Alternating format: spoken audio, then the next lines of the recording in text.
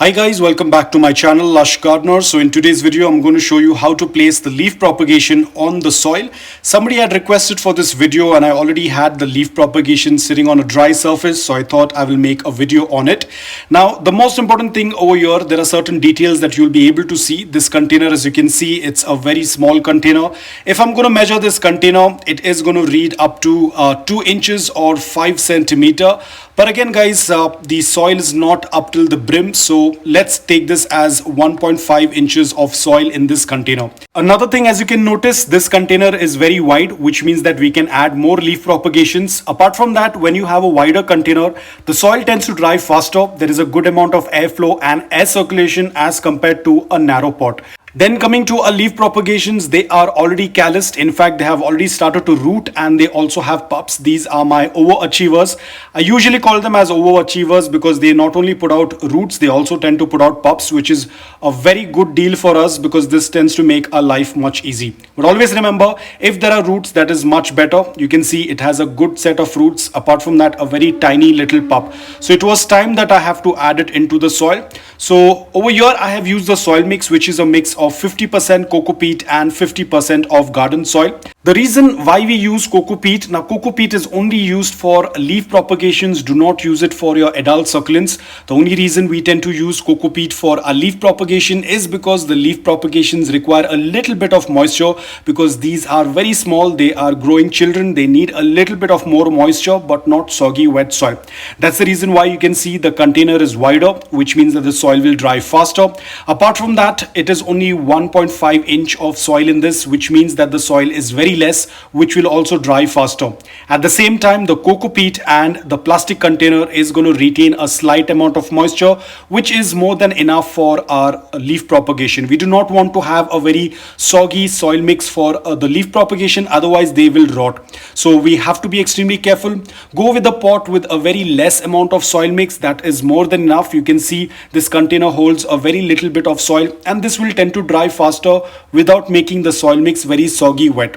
We do not want to keep the soil dry for a very long time. That's the reason why we are using a plastic container. Avoid using a earthen pot or a concrete pot, because that is going to pull out all the excess moisture and it's going to dry out the soil faster, which means that you'll have to do watering on a regular basis. But if you're going to go with this setup, it is going to make your life easy.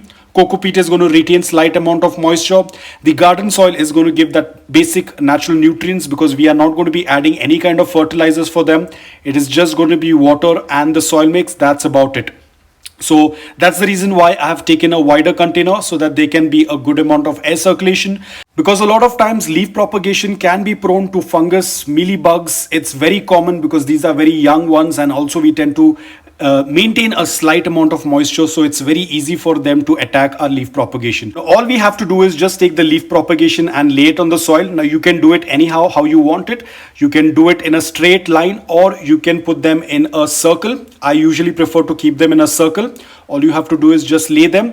If you have the roots that are pointing downwards, you can just push them into the soil and cover them up with the soil. But if you have certain roots that are kind of upwards, it's absolutely okay. You leave them as it is on the upper layer of soil.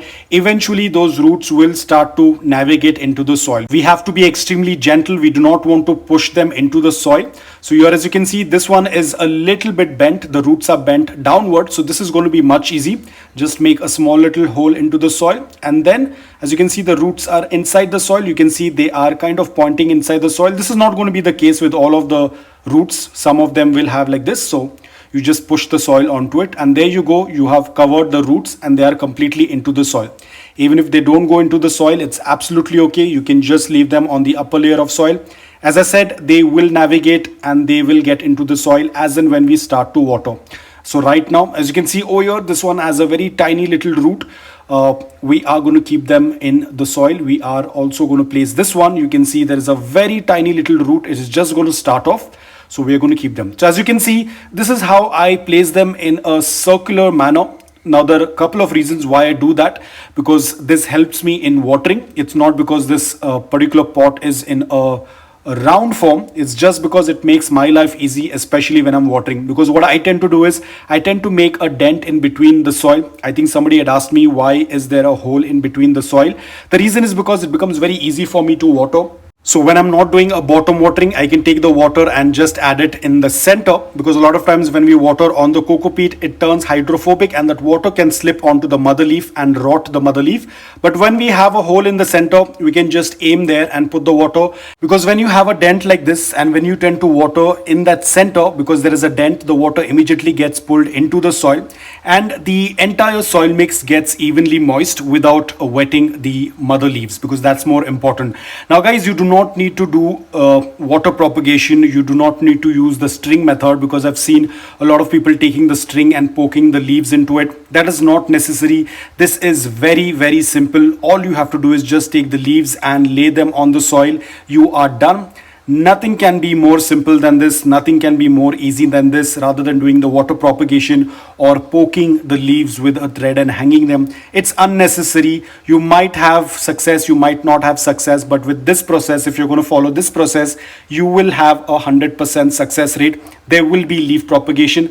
Again, it all depends upon your care, your environment, your climate. These all things do matter when you tend to do leaf propagation. It's not necessary that just because it's 100% success for me, it's going to be 100% success for you, because apart from environment, climate, the type of succulent, dormancy, non-dormancy, experience also matters a lot. And please do not cover your leaf propagations. They are not meant to be covered. A lot of people tend to cover their leaf propagation. Remember guys, these are not seeds. Yes, for seeds we tend to cover them with a plastic or some kind of a lid, but succulents do not like to be covered. They need a good amount of airflow. If you are going to cover it, there is going to be a lot of humidity. There won't be air circulation. There could be mold inside the pot. Remember, we are using coco peat. It tends to retain moisture. If the soil is going to be very wet, then there will be a root rot. So be extremely careful. Now, some of you might say the soil is very less, but you do not need to be worried, guys. Even if you have a fistful of soil, that is also more than enough for your leaf propagation. Because remember, guys, these are going to be sitting in a temporary container. They are not going to be sitting in this permanently. As and when they reach a decent size, we will be transferring them to individual pots. For as of now, they are going to be sitting in this. This is not going to be a permanent pot. So if there is less soil, it's absolutely okay. Now again, when I say temporary, that doesn't mean couple of months. This might take around, let's say, 6 months, 1 year, or maybe more, depending upon your environment, your climate. This all things matter. So when I say temporary, it doesn't mean that within couple of months they will start to grow. This pot is going to be untouched for probably another year or so. It's going to be kept in the same location where it receives a good amount of indirect bright light with a good amount of air circulation without it coming in contact with direct sunlight. Please do not keep your leaf propagations in direct sunlight. They will get burnt. They are not meant to be kept in direct sunlight. A lot of people tend to burn their succulent leaves when they tend to put it out in direct sunlight. No matter, even once they reach up to 3 to 4 centimeters in the pup size, still do not expose them to direct sunlight. They are not acclimated. You have to keep them in indirect bright light, a good intensity of indirect bright light. You can even keep it under a green shade cloth as well, or filtered light, but no direct sunlight at all. Not even morning direct sunlight. Just keep them in indirect bright light, and that is going to work out really well, where there is a good amount of air circulation. Now guys, as I said, it is going to take at least a year or so. So I'm not going to be touching this pot. This is going to be kept aside. The only time I'm going to visit this pot is in order to water it. Apart from that, it's not going to be moved. Just like our adult succulents, they do not like to be moved. That does hamper their growth. So let it be aside. Just go and do a visual check for any bugs or pests and just do the watering. That's about it. Now let's say if you're a person who does not like the roots to be above the soil, and if that is bothering you, it's absolutely okay. What you can do is you can take some extra soil and just put it on the upper layer of the roots, because we do not want to push the roots into the soil. They are very fragile, they're very delicate, they can easily break, so we do not want to move them too much. If you feel that the root on the upper layer of the soil is bothering you, just take some soil and add it on it, and that's about it. It's absolutely fine. It will not get damaged, it will not get rotted. So guys, that's all about it. You can see it is very, very simple to do your leaf propagation. I don't think there can be an easier method than this. So if you are planning to do any kind of leaf propagation, most important, the environment should be pleasant, not too high, not too low. and that should work out really well. Ensure that the leaf propagations you're taking, and if you belong to a place wherein the succulents tend to play the dormancy and non-dormancy role, ensure you're taking the leaves only from the non-dormant succulents, and then just follow this process, and trust me, it is going to work out really well. So guys, that's all about it. I hope that this video was helpful to you. If it was, please hit the like button, and if you're new to my channel, please consider subscribing to it. Until then, take care, stay safe, and keep propagating.